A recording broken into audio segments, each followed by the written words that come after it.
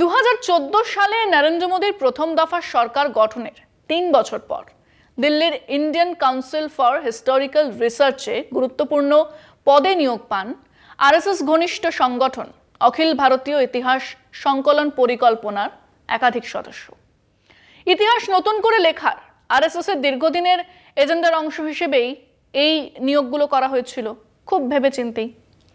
এমন সমস্ত গবেষণা শুরু হয় যার নিট বিষয় হলো ওই ইসলামিক শাসনে হিন্দুদের ওপর অত্যাচার আর স্বাধীনতার লড়াইয়ে কংগ্রেস আসলে ইংরেজদের পক্ষে দালালি করেছিল, এই দুটো মোদ্দা কথাগুলো প্রমাণিত হয়।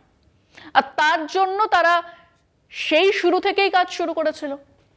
সেখানেই কেলেঙ্কারি মানে ঘোটালা যার সামনে এসেছে তা হলো 14 কোটি টাকার একটা কেলেঙ্কারি, যেখানে একজনকে একাধিক ভূমিকায় নিয়োগ দেওয়া হয়েছিল।